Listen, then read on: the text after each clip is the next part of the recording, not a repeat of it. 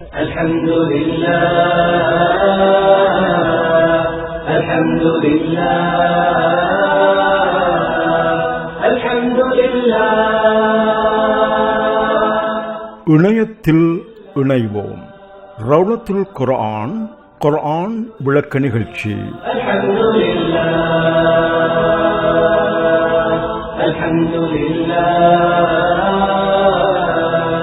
அஸ்ஸலாமு அலைக்கும் நேயர்களே, ரவுலத்துல் குர்ஆன் நிகழ்ச்சியில் இணையத்தின் ஊடே உங்கள் அனைவரையும் சந்திப்பதில் மகிழ்ச்சி அடைகின்றோம். புகழ் அனைத்தும் அல்லாஹ்வுக்கே, அல்ஹம்துலில்லாஹ். இன்றைய நிகழ்ச்சியில் கதுஸ்வாமி அல்லாஹ் ஜுஸுவில் வரக்கூடிய சூறாக்களுக்கான விளக்கத்தினையும் விரிவுரையினையும் வழங்குகிறார் அஷேக் முஃப்தி யூசுப் ஹனீஃபா அவர்கள். பிஸ்மில்லாஹிர் ரஹ்மானிர் ரஹீம். அல்ஹம்துலில்லாஹி ரப்பில் ஆலமீன் வல் ஆகிபத்து லில் முத்தகீன் வஸ்ஸலாத்து வஸ்ஸலாமு அலா அஷ்ரஃபில் முர்ஸலீன் வ அலா ஆலிஹி வ ஸஹ்பிஹி அஜ்மஈன். அம்மா பஅத். فقد قال الله تبارك وتعالى بعد أعوذ بالله من الشيطان الرجيم بسم الله الرحمن الرحيم. قد سمع الله قول التي تجادلك في زوجها وتشتكي إلى الله والله يسمع تحاوركما إن الله سميع بصير. صدق الله العلي العظيم.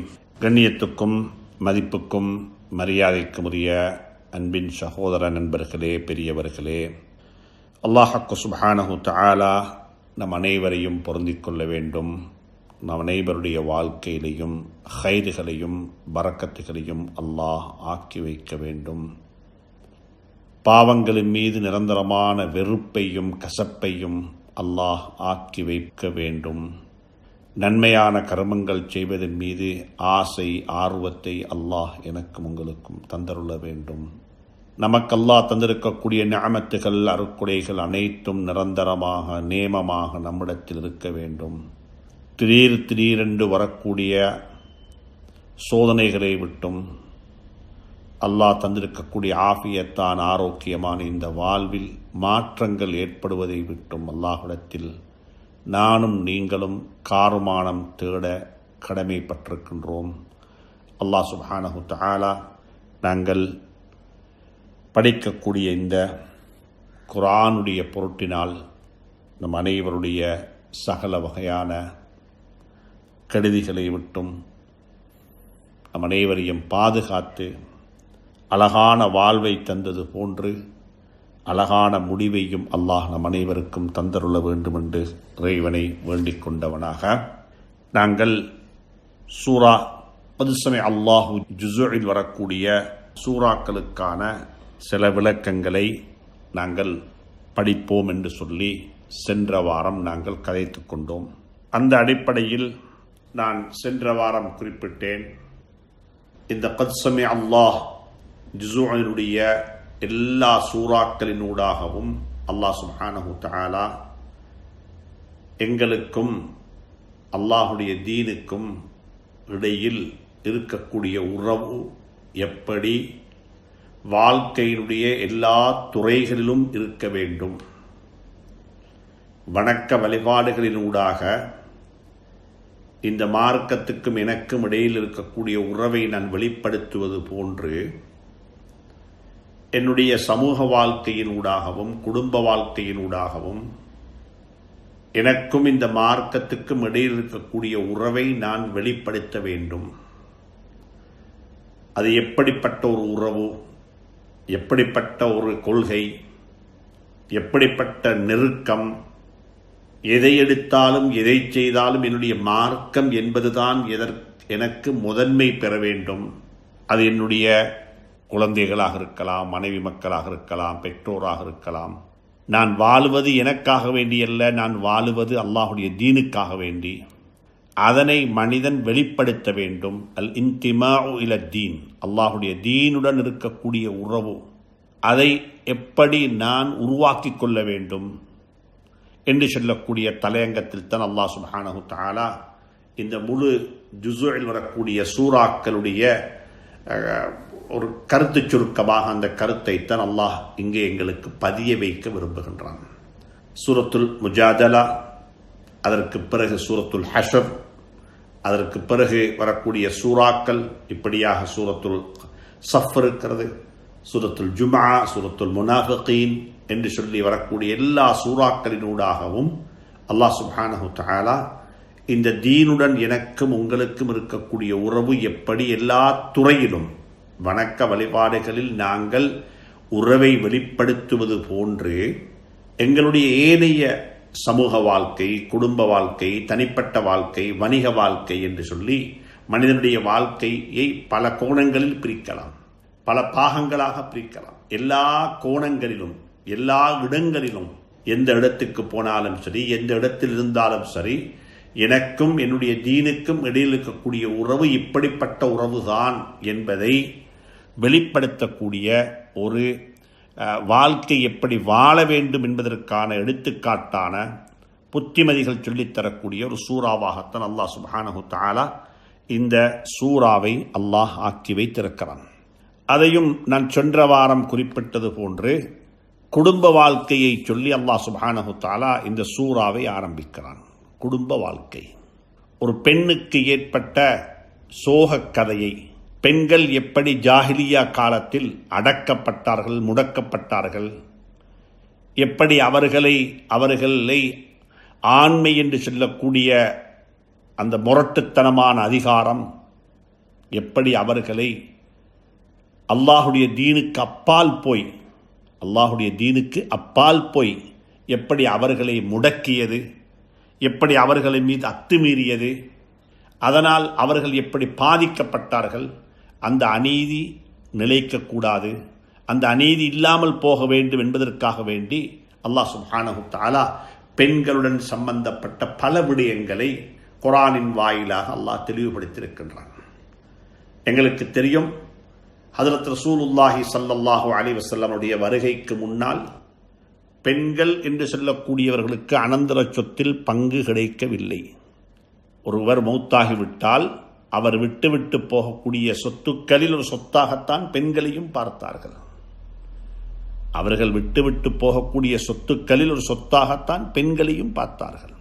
அவருடைய மனைவி, அவருடைய குழந்தைகள் என்பவர்கள், பெண் குழந்தைகள் என்பவர்கள் அவர் விட்டு போன வீட்டை போல, வாகனத்தை போல, குதிரைகளைப் போல ஒரு சொத்து. அதையும் பங்கு போட்டுக் கொள்வார்கள்.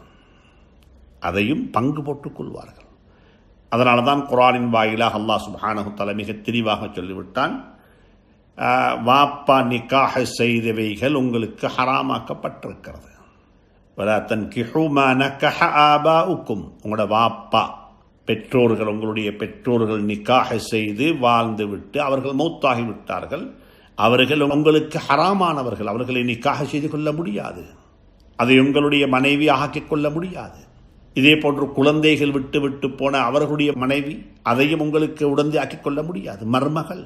இப்படியாக அன்புக்குரிய நண்பர்களே, சகோதரர்களே, இஸ்லாத்துடைய வருகைக்கு முன்னால் இருந்த காலம் ஜாஹிலியா காலம், அறியாமை காலம். பெண்களுடைய உரிமைகள் அனைத்தும் இருட்டடிப்பு செய்யப்பட்டு, அடக்கப்பட்டு, முடக்கப்பட்டு, அவர்கள் மனிதர்களால் அல்ல, அவர்கள் ஒரு அனந்தர சொத்தாக பிரிக்கப்பட வேண்டிய சொத்துக்கள், பிரிக்கப்பட வேண்டியவைகள் என்று சொல்லி பார்க்கப்பட்ட ஒரு காலத்தில் தான் பெண்களுக்கும் உரிமை இருக்கிறது. பெண்கள் சமூகத்தினுடைய பங்காளிகள், பார்வையாளர்கள் அல்ல, பெண்கள் அடிமைகள் அல்ல.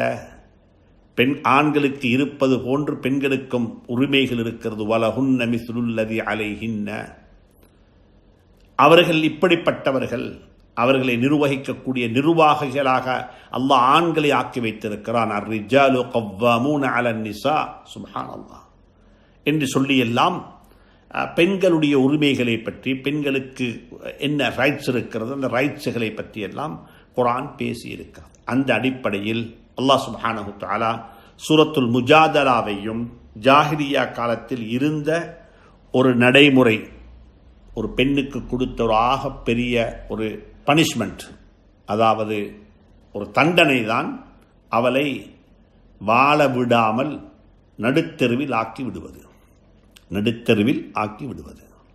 இவர் நிக்காஹ் தலாக்கு சொல்லுவதும் இல்லை, வாழுவதும் இல்லை. தலாக்கு சொல்லாமல் இன்னும் ஒருவரை நிக்காஹ் செய்து கொள்ள முடியாது. தலாக்கு சொல்லாமல் இன்னும் ஒருவரை அவளுக்கு நிக்காஹ் செய்து கொள்ளவும் முடியாது. இவர் வாழ்றதும் இல்லை. அப்படிப்பட்ட ஜாஹிலியத் இப்பையும் இருக்கத்தான் செய்கிறது. அப்படிப்பட்ட அறியாமை ஜாஹிலியத் இப்பையும் இருக்கத்தான் செய்கிறது. சுப்ஹானல்லாஹ். எத்தனையோ குடும்பங்களில் அப்படிப்பட்ட நிலைமைகளை நாங்கள் செவிவிடத்தான் செய்கின்றோம். என்ன செய்ய அந்த தாய் குழந்தைகளுக்காக வேண்டி, குழந்தைகள் பெரியவர்களாக ஆகிவிடட்டுமே, என்னுடைய மகன் எப்ப முதல் நாள் சம்பளம் வாங்குவானோ அன்றைக்குத்தான் நான் யார் என்பதை என்னுடைய கணவனுக்கு காட்டுவேன். அதுவரையில் நான் அவனுடைய பணத்தின் மீது தங்கி நிற்கின்றேன். அதுவரையில் என்னுடைய வாழ்க்கையை அடக்கி வாசித்துக் கொண்டிருக்கின்றேன் என்று சொல்லக்கூடிய ஏராளமான பெண்கள், குடும்ப தலைவிகள் வாழ்ந்து கொண்டுதான் இருக்கிறார்கள்.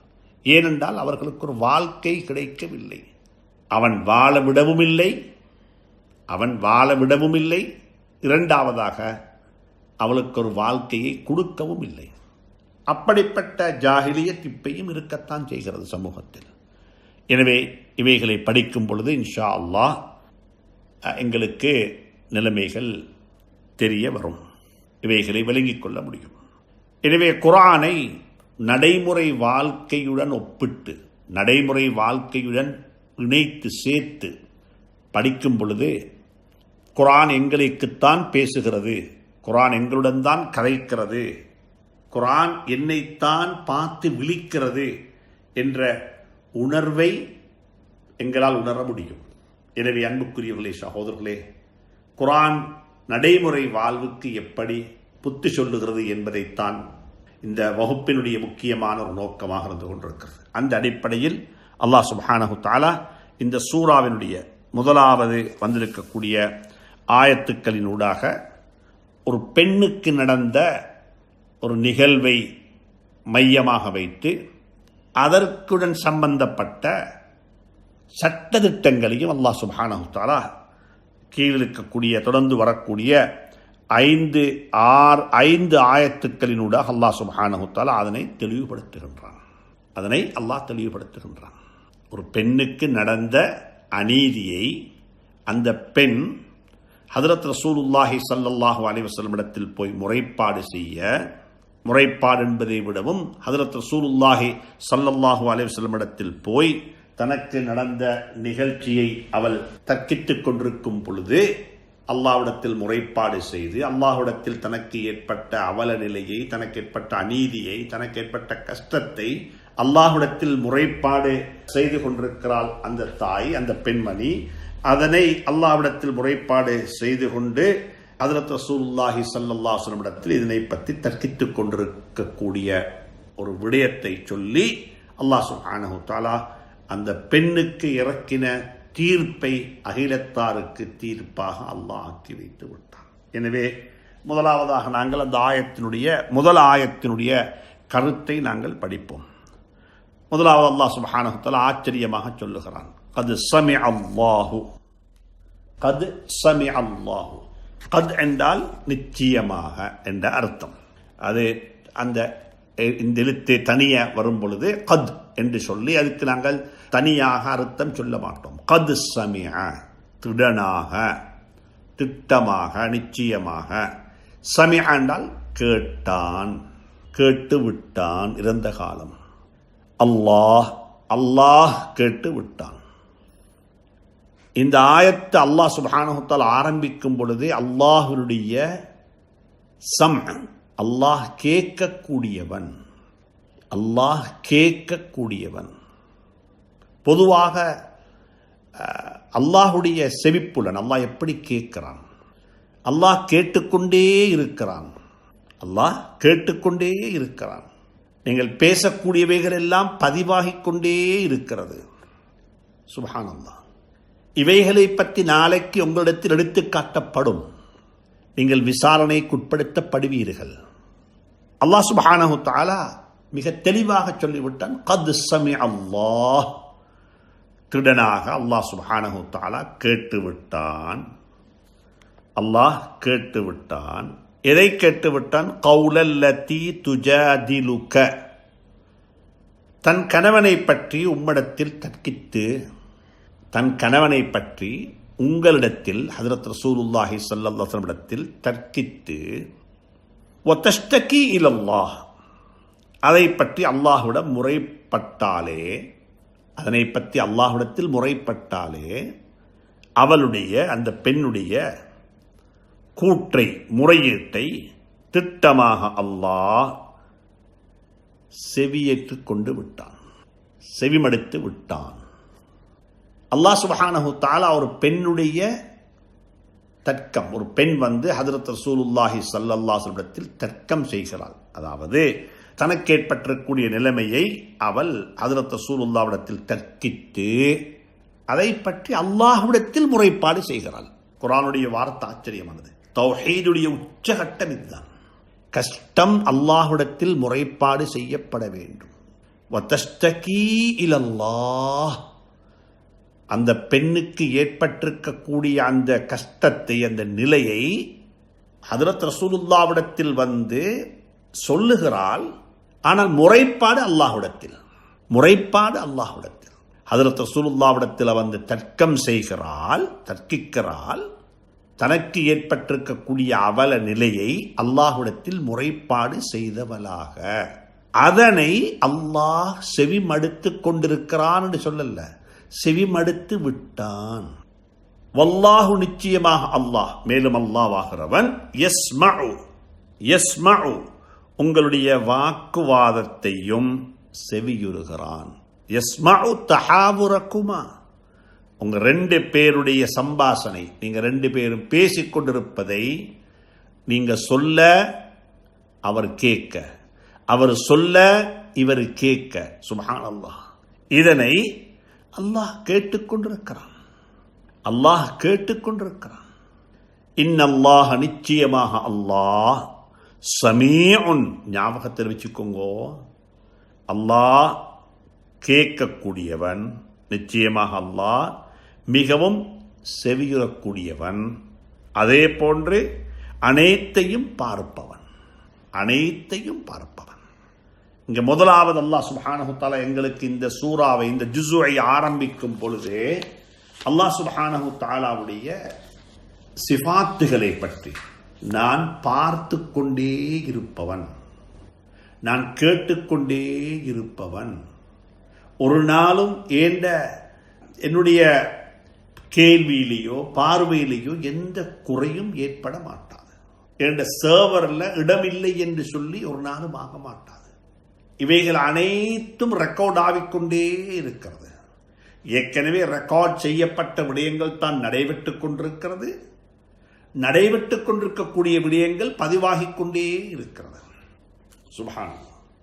முதலாவது அல்லாஹுடைய சிஃபாத்துகளை படிக்க வேண்டும். அல்லாஹுடைய சிஃபாத், சிஃபாத்தை சொல்லித்தான் அல்லாஹ் இந்த சூறாவை ஆரம்பிக்கிறான். கத் சமி அல்லாஹ், திடனாக அல்லாஹ் கேட்டு விட்டான், அல்லாஹ் கேட்டு விட்டான். இந்த ஆயத்துடைய சபபு நுசூல், எப்படி இந்த ஆயத்து இறங்கியது, இறங்குவதற்குரிய பின்னணி என்ன என்பதை நாங்கள் படிப்போம். அதை படிக்கக்குள் இன்னும் அழகாக விளங்கும். இந்த சூறாவில் அல்லாஹ் சுப்ஹானஹு தஆலா அல்லாஹ் தன்னை பற்றி முதலாவது அறிமுகப்படுத்துகின்றான், தன்னை பற்றி முதலாவது அறிமுகப்படுத்துகின்றான். இன்னல்லாஹ ஸமீஉன் பஸீர், இந்த சூறாவில் இருக்கிறது. வ இன்னல்லாஹ லகஃபூவுன் கஃபூர், அல்லாஹ் மன்னிக்கக்கூடியவன், அதிகமாக மன்னிக்கக்கூடியவன். வ இன் வல்லாஹு பிமா தஅமலூன கபீர், வல்லாஹு அலா குல்லி ஷைஇன் ஷஹீத், இன்னல்லாஹ பிகுல்லி ஷைஇன் அலீம், ஃபஇன்னல்லாஹ கஃபூருர் ரஹீம், இன்னல்லாஹ கவியுன் அஸீஸ். சுப்ஹானல்லாஹ். இவைகள் அனைத்தும் இந்த சூறாவுக்குள்ள வரக்கூடிய அல்லாஹுடைய சிஃபாத்துகள். அல்லாஹ் தன்னை பற்றி அறிமுகப்படுத்துகின்றான், அல்லாஹ் தன்னை பற்றி அறிமுகப்படுத்துகின்றான். முதலாவது ஆயத்தை முடிக்கிறான், இன்னல்லாஹ ஸமீஉன் பஸீர். இரண்டாவது ஆயத்தை முடிக்கிறான், வ இன்னல்லாஹ லஅஃபுவுன் கஃபூர். மூணாவது ஆயத்தை முடிக்கிறான், வல்லாஹு பிமா தஅமலூன கபீர். ஆறாவது ஆயத்தை முடிக்கிறான், வல்லாஹு அலா குல்லி ஷைஇன் ஷஹீத். இப்படியாக அல்லாஹ் சுப்ஹானஹு தஆலா தன்னுடைய சிஃபாத்துகள், நான் எப்படிப்பட்டவன், கேட்டுக்கொண்டே இருக்கிறேன், அனைத்தையும் அடைய வளைத்துக் கொண்டவனாகவே இருக்கின்றேன், அனைத்தையும் அறிந்தவனாகவே இருக்கின்றேன். என்னுடைய பார்வை, என்னுடைய கேள்வி, என்னுடைய அறிவு, என்னுடைய சுப்ஹானல்லாஹ் அனைத்தும் எனக்குண்டே இருக்கக்கூடிய தனிப்பண்புகள். இவைகளுடன் யாருக்கும் கூட்டுச் சேர முடியாது. நான் எதை நாடுகிறேனோ அதுதான் நடக்கும். அதே சந்தர்ப்பத்தில் நான் இறக்கமுடையவன், நான் மன்னிக்கக்கூடியவன். சுப்ஹானல்லாஹ், நான் மன்னிக்கக்கூடியவன். வ இன்னல்லாஹ லஅஃபுவ்வுன் கஃபூர். சுப்ஹானல்லாஹ், நிச்சயமாக அல்லாஹ் குற்றங்களை மிகவும் பொறுப்பவன், மிகவும் மன்னிப்பவன். பொறுக்கக்கூடியவன், சகித்துக் கொள்ளக்கூடியவன், மன்னிக்கக்கூடியவன். அதே போல அல்லாஹ் சுப்ஹானஹு தஆலா மீண்டும் சொல்லுகிறான், ஃபஇன்னல்லாஹ கஃபூருர் ரஹீம். நிச்சயமாக அல்லாஹ் கஃபூர், அதிகமாக மன்னிக்கக்கூடியவன், அதே போன்று கருணையுடையவன் என்று சொல்லி அல்லாஹ் சுப்ஹானஹு தஆலா தன்னை பற்றி குர்ஆனில் பல இடங்களில் பலவிதமாக அறிமுகப்படுத்தி இருக்கின்றான். இந்த சூராவினூடாகவும் இந்த ஜுஸுவினூடாகவும் அல்லாஹ் சுப்ஹானஹு தஆலா தன்னை பற்றி அறிமுகப்படுத்துகின்றான். சூரத்துல் ஜும்ஆவை ஆரம்பிக்கும் பொழுது அல் மலிக், அல் குத்தூஸ், அல் அசீஸ், அல் ஹக்கீம். சுப்ஹானல்லாஹ். சூரத்துல் ஹஷ்ருல் அல்லாஹ் சுப்ஹானஹு தஆலா லவ் அன்ஸல்னா ஹாதல் குர்ஆன அலா ஜபலின் லரஐதஹு என்று சொல்லி வரக்கூடிய அந்த சூராவுக்கு பிறகு அல்லாஹ் சுப்ஹானஹு தஆலா தன்னை பற்றி மிகவும் ஒரு வித்தியாசமான முறையில் தான் யாரு, தன்னுடைய தன்மைகள் என்ன, தன்னுடைய சிஃபாத்துகள் என்ன என்பதை அல்லாஹ் சுப்ஹானஹு தஆலா மிகவும் அழகாக எங்களுக்கு விவரித்துக் கொண்டே போகின்றான். ஹுவல்லாஹுல் லதீ லா இலாஹ இல்லா ஹூ ஆலிமுல் கைபி வஷ்ஷஹாதா. சுப்ஹானல்லாஹ். ஹுவர் ரஹ்மானுர் ரஹீம். ஹுவல்லாஹுல் லதீ லா இலாஹ இல்லா ஹூ அல் மலிக்குல் குத்தூஸ் அஸ்ஸலாமுல் முஃமின் المهيمن العزيز الجبار المتكبر سبحان الله عما يشركون هو الله الخالق البارع المصور له الأسماء الحسنى. سبحان الله. الله سبحانه وتعالى இந்த قد سمع الله ஜுஸுனுடைய எல்லா சூறாக்கள்லையும் ஒட்டுமொத்தமாக தன்னை பற்றி அல்லாஹ் அறிமுகப்படுத்துகின்றான். நான் யார், நான் யார், என்னுடைய தன்மைகள் என்ன. ஏனென்றால் இந்த சூறாக்கள் எல்லாம் இறங்கியது ஒரு இஸ்லாமிய ஆட்சி, ஒரு இஸ்லாமிய நிர்வாகம், ஒரு இஸ்லாமிய பார்வையில் அமையப்பெற வேண்டிய ஒரு நாடு அமைந்து மக்கள் எல்லாம் இப்பொழுது எஸ்டாப்ளிஷ் ஆகிக்கொண்டு வந்து கொண்டிருக்கும் பொழுதுதான் இந்த சூறாக்கள் எல்லாம் இறங்குகிறது. ஏனென்றால் பள்ளிவாசல்கள் உருவாக்கப்பட்டது போன்று சமூக வாழ்வில், குடும்ப வாழ்வில், வணிக வாழ்வில் மக்களுக்கு மத்தியில் இந்த ஈமானிய உணர்வும் அல்லாஹுடைய தீனுடன் இருக்கக்கூடிய தொடர்பாடலும் வலுவடைய வேண்டும் என்ற நோக்கத்தில் தான் அல்லாஹ் சுப்ஹானஹு தஆலா இந்த சூறாக்களை எல்லாம் அல்லாஹ் இறக்கி வைத்தான் என்பதை நாங்கள் சென்ற வாரமும் பார்த்தோம். அந்த அடிப்படையில் அல்லாஹ் சுப்ஹானஹு தஆலா இங்க சொல்லுகிறான், கத் சமிஅ அல்லாஹு, நிச்சயமாக அல்லாஹ் கேட்டுவிட்டான், கௌலல்லதி துஜாதிலுக ஃபீ ஸௌஜிஹா, தன் கணவனை பற்றி உம்மிடத்தில் தர்க்கித்து, நபியே நாயகமே உங்களிடத்தில் தர்க்கித்து, அதை பற்றி தஸ்தகி இலல்லாஹ் வ தஸ்தகி இலல்லாஹ், அதை பற்றி அல்லாஹுடன் முறைப்பட்டாலே அவளுடைய செய்தியை, அவளுடைய தர்க்கத்தை அல்லாஹ் சுப்ஹானஹு தஆலா கேட்டு விட்டான். வல்லாஹு யஸ்மஉ தஹாவுரக்குமா, உங்க ரெண்டு பேருடைய சம்பாஷணையையும், நீங்க ரெண்டு பேரும் வாதித்ததையும் அல்லாஹ் கேட்டுக்கொண்டே இருக்கிறான். இன்னல்லாஹ ஸமீஉன் பஸீர், நிச்சயமாக அல்லாஹ் கேட்கக்கூடியவன், பார்க்கக்கூடியவன். இமாம் இப்னுல் கையிம் ரஹ்மத்துல்லாஹி அலைஹி அவர்கள் மிக அழகாக குறிப்பிட்டிருக்கிறார்கள், இந்த ஒரு ஆயத்தினூடாக அல்லாஹ் சுப்ஹானஹு தஆலா தன்னுடைய நான் கேட்கக்கூடியவன் என்பதை இறந்த காலமாகவும் சொல்லியிருக்கிறான். கத் ஸமிஅ, கேட்டுவிட்டான். யஸ்மஉ, நிகழ்காலமாகவும் சொல்லிக்கொண்டே இருக்கிறான், கேட்டுக்கொண்டே இருக்கிறான். இஸ்திம்ராருடைய அர்த்தம் கேட்டுக்கொண்டே இருக்கிறான். சுப்ஹானல்லாஹ். இறந்த காலத்தை சொல்லிவிட்டு நிகழ்காலமாக சொல்லுகிறான், எப்பொழுதுமே கேட்டுக்கொண்டிருக்கிறான். மறுவ சொல்லுகிறான் சமீஉன், கேட்பது என்பது அல்லாஹுடைய ஒரு சிஃபாத், ஒரு தன்மை. அல்லாஹுடைய ஒரு தன்மை, கேட்டுக்கொண்டே இருக்கிறான். வஅஸ்ரு கௌலக்கும் அவிஜ்ஹரு பிஹி சுப்ஹானல்லாஹ் இன்னஹு அலீமுன். அல்லாஹ்வுக்கு தெரியும். அவனுடைய கேள்வி சுப்ஹானல்லாஹ் ஆச்சரியமானது. அவனுடைய கேள்வி ஆச்சரியமானது. நீங்கள் ரகசியமாக பேசலாம், அல்லாஹ்வுக்கு தெரியும். அல்லாஹ்வுக்கு தெரியும். யாரிடத்திலுமே நீங்க சொல்ல வேண்டாம் என்று சொல்லி ஒரு இடத்தில் ரகசியமாக சொல்லலாம் உண்டை. நீங்க ரகசியமாக சொல்லக்கூடியதையும் அல்லாஹ் கேட்டுக்கொண்டுதான் இருக்கிறான். அப்படிப்பட்ட ஒரு சக்தி படைத்தவனாகத்தான் அல்லாஹ் சுப்ஹானஹு வ தஆலா இருக்கிறான் என்பதை முதலாவது இந்த ஆயத்தினூடாக அல்லாஹ் எங்களுக்கு தெளிவுபடுத்துகின்றான். அதற்கு பிறகு நாங்கள் இப்பொழுது பார்ப்போம், இந்த ஆயத்து இறங்குவதற்குரிய காரணம் என்ன, எந்த பின்னணியில் அல்லாஹ் சுப்ஹானஹு வ தஆலா இந்த ஆயத்தை இறக்கி வைத்தான்.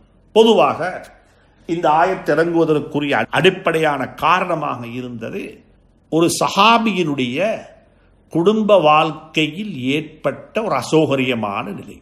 நான் ஆரம்பத்தில் சொன்னேன், ஜாஹிலியா காலத்தில் வாழ்ந்தவர்கள், ஆண்கள் ஜாஹிலியா காலத்தில் இருந்தவர்கள், குடும்ப வாழ்க்கை என்பது ஒரு சிறைச்சால வாழ்க்கை, அல்லது பெண்கள் அடக்கி ஆளப்பட்ட, அடக்கி முடக்கி வைக்கப்பட்ட ஒரு வாழ்க்கை. அந்த வாழ்க்கையிலிருந்து பெண்களை விடுவித்து, பெண்களையும் சமூகத்தில் நீங்கள் சமூக உருவாக்கத்தில் ஒரு பங்காளிகள், சமூக உருவாக்கத்தில் உங்களுக்கும் சரிசமமான பங்கு இருக்கிறது, உங்களுக்கு கடமைகள் இருப்பது போன்று உங்களுக்கு உரிமைகளும் இருக்கிறது என்பதை ஊண்டி சொல்லி அவர்களை தட்டி எழுப்பிவிட்ட மார்க்கம்தான் இஸ்லாம் மார்க்கம் என்பதை மறந்து விடாதீர்கள். ஜாஹிலியா காலத்தில், அறியாம காலத்தில், ஹஜ்ரத் ரசூலுல்லாஹி ஸல்லல்லாஹு அலைஹி வஸல்லமுடைய வருகைக்கு முன்னால இருந்த காலகட்டத்தில் ஒருவருக்கு எத்தனை பேரை வேண்டுமென்றாலும் நிக்காஹ் செய்து கொள்ள முடியும். 10, 12 யாரையும் எப்படியும் நிக்காஹ் செய்து கொள்ள முடியும், வாழ்ந்துவிட்டு போக முடியும். இப்படியாகத்தான் நடைமுறை இருந்தது. நான் ஆரம்பத்தில் சொன்னேன், பெண்களும் அனந்தர சொத்தாக, ஒருவர் விட்டு விட்டு போன சொத்துக்களில் பெண்களும் ஒரு சொத்து, அந்த சொத்துக்கள் பிரிக்கப்பட்டது. அப்படித்தான் இருந்தது. ஆனால் இஸ்லாம் அதை மாற்றி அவர்களுக்கு கொடுக்க வேண்டிய உரிமைகளை எல்லாம் கொடுத்து அவர்களை தட்டிவிட்டது, அவர்களை தூக்கி எழுப்பியது. எங்களுக்கு தெரியும், நாங்கள் சூரத்து நிசாவுடைய அனந்தர சொத்து சம்பந்தமான ஆயத்தை பற்றி படிக்கும் பொழுது நான் சொன்னேன், உலகத்துக்கு அனந்தர சொத்து, ஒருவர் விட்டு விட்டு போன சொத்துக்கள் இப்படித்தான் பங்கு வைக்கப்பட வேண்டும் என்ற சட்டம் உலகத்துக்கு இறங்குவதற்கு கூட அல்லாஹ் ஒரு பெண்ணுக்கு ஏற்பட்ட அநீதியைத்தான் மையமாக வைத்து அல்லாஹ் சுப்ஹானஹு வ தஆலா அந்த சட்டத்தை இறக்கி வைத்தான். பெண்களுக்கு எவ்வளவு பெரிய பாக்கியம்! உலகத்தில் அனந்தர சொத்து என்று சொல்லி ஒரு சட்டத்தை நாங்கள் பேசுவதாக இருந்தால், அந்த சட்டம் பேசப்படுவதற்கு காரணகர்த்தாவாக ஒரு பெண்ணை அல்லாஹ் ஆக்கி வைத்தான். ஒரு 3 பெண்கள், ஒரு தாயும் 2 குழந்தைகளும். ஸஅத் இப்னு ரபீஅ ரலியல்லாஹு தஆலா அன்ஹு அவருடைய மனைவி ஹஜ்ரத் ரசூலுல்லாஹி ஸல்லல்லாஹு அலைஹி வஸல்லம் இடத்தில் வந்து, ஸஅத் இப்னு ரபீஅ ரலியல்லாஹு தஆலா அன்ஹு அவர்களுடைய வஃபாத்துக்கு பிறகு, அவருடைய ஷஹாதத்துக்கு பிறகு, அவருடைய வீர மரணத்துக்கு பிறகு அந்த பெண்களுக்கு ஏற்பட்ட, மனைவிக்கும் அவர்கள் விட்டு விட்டு போன 2 குழந்தைகளுக்கும் ஏற்பட்ட அநீதியை பற்றி முறைப்பாடு செய்தார்கள். யா ரசூலல்லாஹ், எனக்கு இப்படிப்பட்ட ஒரு அநீதி இழைக்கப்பட்டு விட்டது. ஸஅத் இப்னு ரபீஅ ரலியல்லாஹு தஆலா அன்ஹு வஃபாத்தாகி விட்டார்கள், இறையடி சேர்ந்து விட்டார்கள். அவர்கள் விட்டு விட்டு போனார்கள் என்னையும் என்னுடைய 2 குழந்தைகளையும். அவர்கள் 2 பேரும் நிக்காஹ், திருமணம் முடிக்காத பெண்கள். சுப்ஹானல்லாஹ், இதுவரையில் நிக்காஹ் செய்தில்லை. அவர்கள் நிக்காஹ் செய்து கொடுக்கப்பட வேண்டும். அந்த 2 பேரையும் நிக்காஹ் செய்து கொடுப்பதற்கு எனக்கு பணம் தேவைப்படுகிறது. அதற்கு பணம் வேணும். ஒரு ஊரில் ஒரு நடைமுறை இருக்கிறது, ஒரு பெண்ணை எப்படி வழி அனுப்பி வைக்க வேண்டும், ஒரு பெண்ணை எப்படி வழி அனுப்பி வைக்க வேண்டும். அந்த ஊருடைய நடைமுறை பிரகாரம் அந்த பெண்ணை வழி அனுப்பி வைப்பது ஒரு முறை. என்றால் இஸ்லாம் என்பது ஷரீஅத் மட்டுமல்ல, கலாச்சாரத்தையும் இஸ்லாம் பார்த்திருக்கிறது. ஒரு ஊரில் கலாச்சாரம் ஒன்று இருக்கிறது. அந்த கலாச்சாரம் மார்க்கத்துடைய அடிப்படையான கோட்பாடுகளுக்கு முரணாக இல்லாத காலமெல்லாம் அதனை எடுத்து நடந்து கொள்ளுங்கள். சுப்ஹானல்லாஹ், அதில் எந்த பிரச்சனையும் கிடையாது. ஆனால் எப்பொழுது கலாச்சாரம் இஸ்லாம் சொல்லித் தந்திருக்கக்கூடிய அடிப்படை கோட்பாடுகளுக்கு முரணானதாக இருக்குமோ அப்பொழுது அதனை பின்பற்ற முடியாது. அது உதாரணங்கள் சொல்லி விளங்கப்படுத்தலாம். அது பின்னால் ஒரு சந்தர்ப்பம் வரும் பொழுது பார்ப்போம். வீட்டில் வாழ்ந்து விட்டு வீட்டில் இருந்து விட்டு ஒரு பெண்ணை நாங்கள் வழி அனுப்பி வைக்கும் பொழுது முறையாகத்தான் வழி அனுப்பி வைக்க வேண்டும்.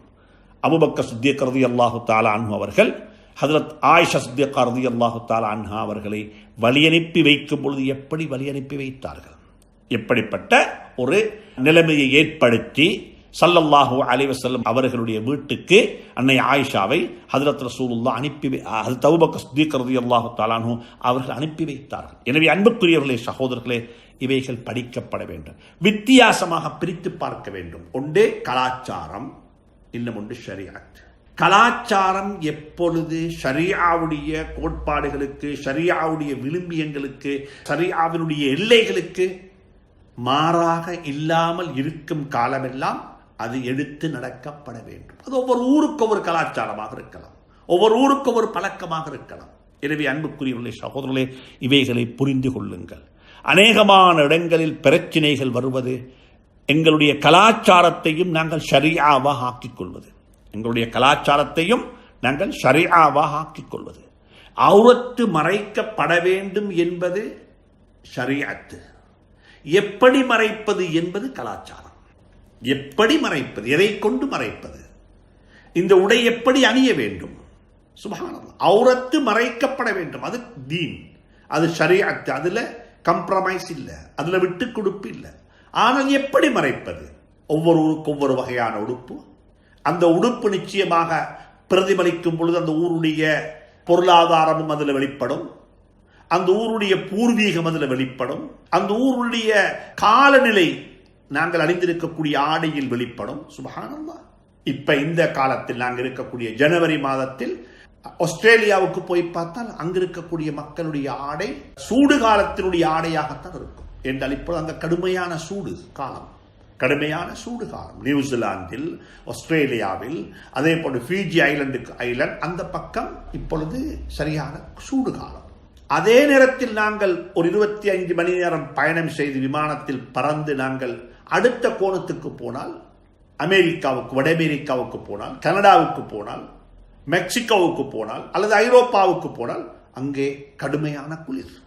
உடுக்கக்கூடிய ஆடை குளிர்காலத்தில் உடுத்தாலும் சரி, வெயில் காலத்தில் உடுத்தாலும் சரி, அதில் பேணப்பட வேண்டிய அடிப்படையான அம்சம் ஔரத்துகள் மறைக்கப்பட வேண்டும், பிறருடைய காமத்தை தூண்டாமல் இருக்க வேண்டும். இவைகள் அடிப்படை. இந்த அடிப்படைகளை பேணி நாங்கள் ஆடை அணிவது.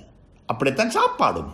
இதைத்தான் சாப்பிட வேண்டும் என்றில்லை, இதைத்தான் சாப்பிட வேண்டும் என்றில்லை, சாப்பிடுவதற்கென்று சொல்லி இது ஹலால் என்று எங்களுக்கு சொல்லி தரப்பட்டிருக்கிறது. இவைகளெல்லாம் ஹலால், இவைகளெல்லாம் ஹலால். ஆனால் சாப்பாடு என்பது ஒரு கலாச்சாரம், ஒரு கலாச்சாரம். நாங்கள் இங்கே சோறு சாப்பிடுவது போன்று பாகிஸ்தானுக்கு போனால் ரொட்டி சாப்பிடுவார்கள். நாங்கள் இங்கே மாட்டிறைச்சி சாப்பிடுவது போன்று நாங்கள் அரபு நாட்டுக்கு போனால் ஒட்டகரைச்சி சாப்பிடுவாங்க. ஒவ்வொரு ஊருக்கு ஒவ்வொரு வகையான அல்லாஹ் சுப்ஹானஹு வ தஆலா அவைகளை ஆக்கி வைத்திருக்கிறான். வயது வித்தியாசமாகும் பொழுது சாப்பாடுகளும் வித்தியாசமாக கொண்டு போகும். ஆனால் அனைவரும் தந்த பசியை போக்கிக் கொள்ளக்கூடிய அளவுக்கு சாப்பிடுவது கடமை. ஒவ்வொருவரும் தன்னுடைய பசியை போக்கிக் கொள்ளக்கூடிய அளவுக்கு சாப்பிடுவது கடமை, அது ஷரீஅத். ஆனால் எதை சாப்பிட வேண்டும், எதை சாப்பிட வேண்டும்? சின்ன பிள்ளைக்கு என்ன சாப்பாடு, ஒரு நடுநிலையில் இருக்கக்கூடிய அவருக்கு என்ன சாப்பாடு, மீண்டும் ஒரு வயோதிபத்தை அடைந்து இயலாமையை அடைந்திருக்கக்கூடிய சாப்பாடு என்ன, அவைகள் எல்லாம் அந்த ஊருடைய கலாச்சாரத்தை வைத்து, அந்த ஊர் மக்களுடைய பழக்க வழக்கத்தை வைத்து முடிவு செய்யப்படும். எனவே அன்புக்குரியவர்களே, சகோதரர்களே, குடும்ப வாழ்க்கை என்பது இப்படிப்பட்ட ஒன்றாக இருந்தாலும் அதற்குள்ள ஷரீஅத்துடைய சட்டங்களும் இருக்கிறது, ஷரீஅத்துடைய சட்டங்களும் இருக்கிறது. ஒரு பெண்ணை நிக்காஹ் செய்து கொள்ள வேண்டும். எப்படி நிக்காஹ் செய்வது? ஒரு பெண்ணை நிக்காஹ் செய்து கொள்ள வேண்டும். இஸ்லாத்தில் எங்கேயும் சொல்லப்பட்டுள்ள நிக்காஹ்கள் பதிவு செய்யப்பட வேண்டும் என்று சொல்லி, நிக்காஹ் என்பது பதிவு செய்யப்பட வேண்டும் என்பது ஷரீஅத்து சொல்லித்தந்த சட்டம் அல்ல. ஆனால் அது நாட்டு சட்டம், அது நாட்டு சட்டம். இந்த நாட்டில் வாழ்ந்த முன்னைய முஸ்லிம் தலைவர்களுக்கு அல்லாஹ் அருள் செய்ய வேண்டும். இந்த நாட்டில் முஸ்லீம்கள், அதாவது இந்த நாட்டில் வாழ்ந்த மறைந்த முஸ்லீம்களுடைய வரலாறு படிக்கப்பட வேண்டும். சர் ஃபாசிக் ஃபரீதாக இருக்கலாம், சித்தி லெப்பையாக இருக்கலாம் ரஹ்மத்துல்லாஹி அலைஹி, மாப்பிள லெப்ப ஆலிமாக இருக்கலாம் ரஹ்மத்துல்லாஹி அலைஹி, டிபி ஜாயாவாக இருக்கலாம் ரஹ்மத்துல்லாஹி அலைஹி. இவர்கள் போன்றவருடைய வரலாறுகள் படிக்கப்பட வேண்டும். இவர்கள் எப்படிப்பட்ட தியாகங்கள் செய்திருக்கிறார்கள், எப்படிப்பட்ட தியாகங்கள் செய்திருக்கிறார்கள். சுப்ஹானல்லாஹ். இந்த நாட்டில் ஜம்இய்யத்துல் முஸ்லிமீன், முஸ்லீம்களுக்கென்று ஒரு அமைப்பு, முஸ்லீம்களுக்கு ஒன்றை உருவாக்கி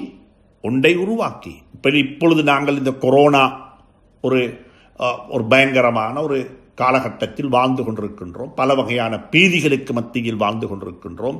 மனக்கவலைகள் நிறைந்தவர்களாக வாழ்ந்து கொண்டிருக்கின்றோம். இப்படியான காலகட்டங்களில் அவர்கள் எப்படி நடந்து கொண்டார்கள் என்பதும் வரலாறுகள் அதற்கு சான்றாக இருந்து கொண்டிருக்கிறது. இந்த நாட்டில் வாழ்ந்த புத்திஜீவிகள், கல்விமான்கள், அறிவாளிகள் சுப்ஹானல்லாஹ் எப்படி செயல்பட்டார்கள்.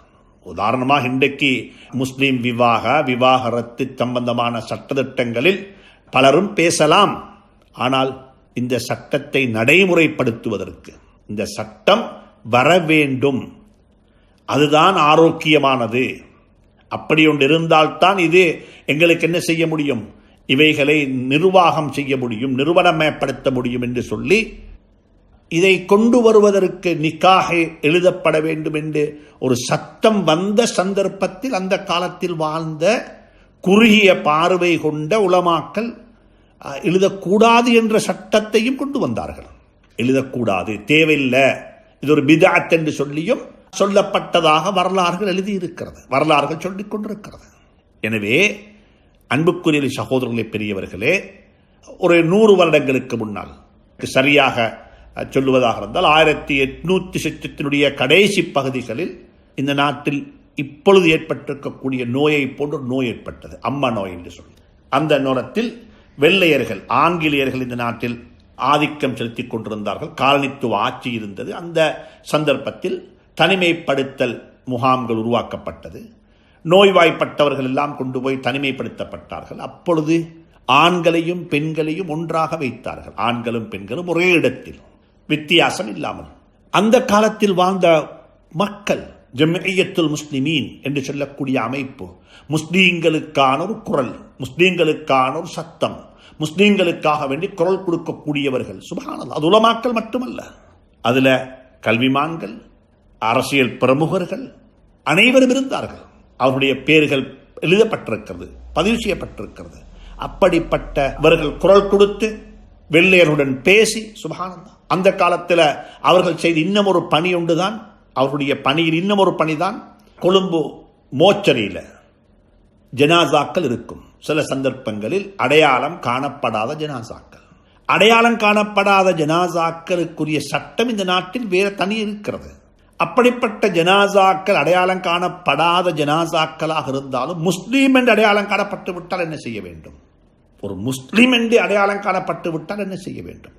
அவருடைய பெயர் அடையாளம் காணப்பட இல்லை, அவர் எந்த ஊரை சார்ந்தவர் என்பது அடையாளம் காணப்பட இல்லை, அவர் எந்த குடும்பத்தை சார்ந்தவர் என்பது அடையாளம் காணப்பட இல்லை. ஆனால் அவர் ஒரு முஸ்லீம் என்று அடையாளம் காணப்பட்டிருக்கிறது. அவருக்கு செய்யப்பட்டிருக்கூடிய ஹத்னாவை கொண்டோ, அல்லது அவருடைய நெற்றியில் இருக்கக்கூடிய தொழுகையினுடைய அடையாளத்தை கொண்டோ, அல்லது அவரிடம் இருந்த ஒரு குர்ஆனுடைய, ஒரு ஆயத்துல் குர்சியினுடைய ஏதோ ஒரு அடையாளத்தை கொண்டு அவரை முஸ்லீம் என்று அடையாளம் கண்டுகொண்டால் அவர்களுடைய ஜனாசாக்களை இந்த ஜம்இய்யத்துல் முஸ்லிமீன் என்ற அமைப்பு அவர்களுடைய பொறுப்பில் எடுத்து அந்த ஜனாசாக்களை அடக்கம் செய்திருக்கிறார்கள். செய்வோம் என்று சொல்லி ஒரு முன்மொழி மொழிந்து அதற்குரிய முயற்சிகளை செய்து அதையும் அவர்கள் சட்டமயப்படுத்தி இருக்கிறார்கள். சுப்ஹானல்லாஹ். அவைகள் இப்ப நாட்டில் இருக்கிறது. இதே போன்ற தான் இப்படியாக பல வகையான நிகழ்ச்சிகளை அந்த காலத்தில் வாழ்ந்த பொதுமக்கள், அந்த காலத்தில் வாழ்ந்த பொதுமக்கள், அதாவது சமூகம் என்று சொல்லி குரல் கொடுப்பது ஒரு சாரார் மட்டுமல்ல, சமூகத்தினுடைய எல்லா துறை சார்ந்தோர்களும் இஸ்லாம் சொல்லித்தரக்கூடிய அந்த விளிம்பியங்களுக்குள்ளிருந்து கொண்டு, இஸ்லாம் சொல்லக்கூடிய அந்த வரையறைக்குள்ளே இருந்து கொண்டு, இஸ்லாத்தை புரிந்து கொண்ட நிலையில் சுப்ஹானல்லாஹ் சமூகத்துக்கு தீர்வுகளை கொண்டு வந்து சேர்ப்பது இந்த நாட்டில் வாழக்கூடிய அனைத்து மக்களுடைய, புத்திஜீவிகளுடைய, துறை சார்ந்தோர்களுடைய, உலமாக்களுடைய பொறுப்பு என்பதை மீண்டும் ஒரு முறை ஊண்டிச் சொல்ல விரும்புகின்றேன்.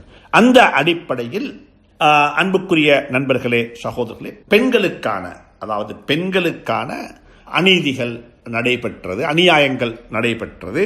அந்த சந்தர்ப்பத்தில் ஸல்லல்லாஹு அலைஹி வஸல்லமுடைய சபைக்கு வந்து அந்த பெண்கள் தங்களுக்கு ஏற்பட்டிருக்கக்கூடிய அநீதிகளையும் மன கஷ்டங்களையும் அவர்கள் சொல்லி ஹஜ்ரத் ரசூலுல்லாஹி ஸல்லல்லாஹு அலைஹி வஸல்லமிடத்தில் தீர்ப்புகள் கேட்டுக்கொள்வார்கள். அப்பொழுது தீர்ப்புகள் வரும். எனவே நான் என்ன சொல்ல வந்தேன் என்றால், பெண்கள் என்பவர்களை மையமாக வைத்து இந்த சமூகத்துக்கு பல வகையான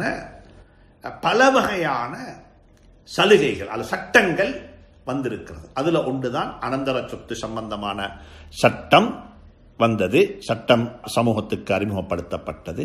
அதே போன்று தான் இந்த லிஹாருடைய சட்டம், அதாவது ஒருவர் தன்னுடைய மனைவிக்கு தலாக்கு சொல்லவும் இல்லை, குடும்பமாக வாழவும் இல்லை. தலாக்கு சொல்லவும் இல்லை, குடும்பமாக வாழவும் இல்லை. இப்ப என்ன செய்யறது? இவர் தலாக்கு கொடுக்கிறாரும் இல்லை. தலாக்கு கொடுத்தா தான் அந்த பெண் தலாக்குக்கு பிறகு ஒரு இத்தா அனுஷ்டித்து விட்டு அந்த இத்தாவுக்கு பிறகு இன்னும் ஒருவரை அவள் நிக்காக செய்து வாழ முடியும்.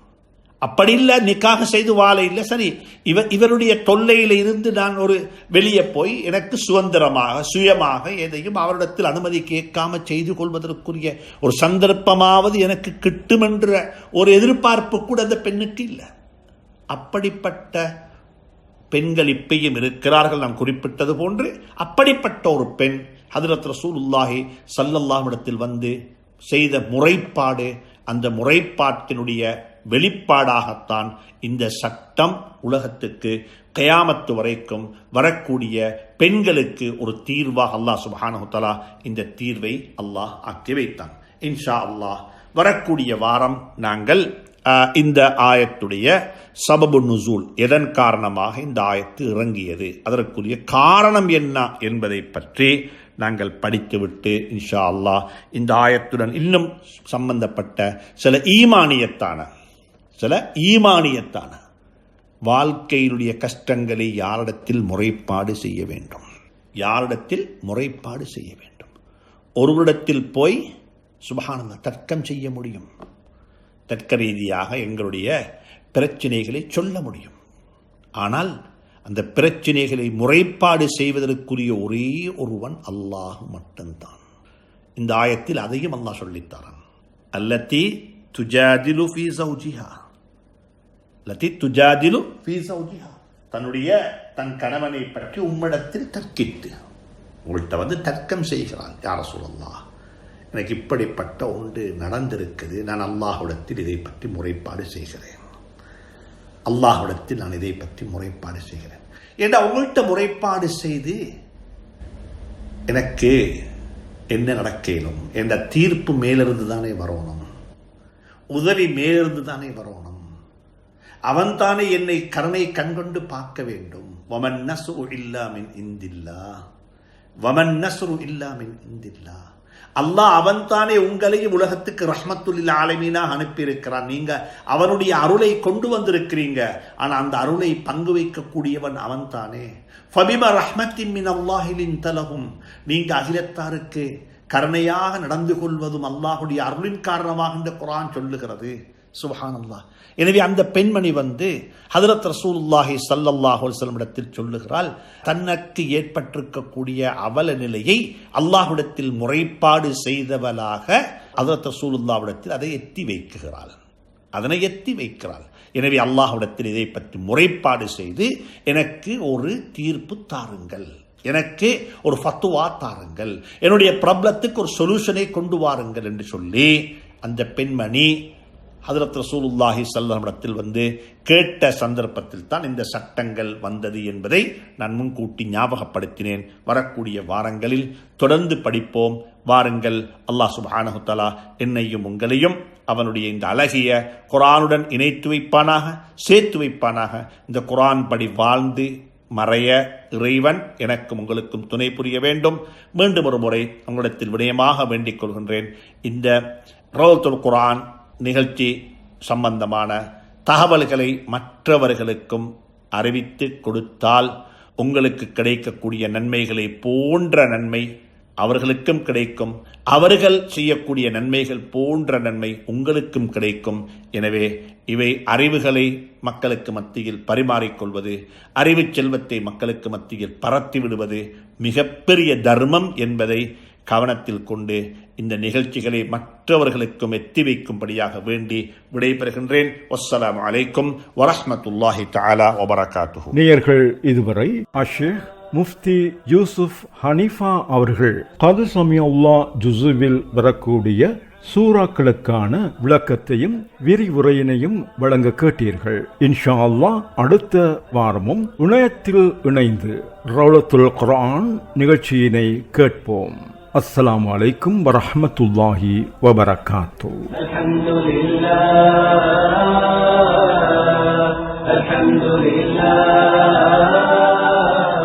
நேயர்கள் இதுவரை இணையத்தில் இணைந்து ரௌலத்துல் குர்ஆன் நிகழ்ச்சி கேட்டீர்கள். அல்ஹம்துலில்லாஹ்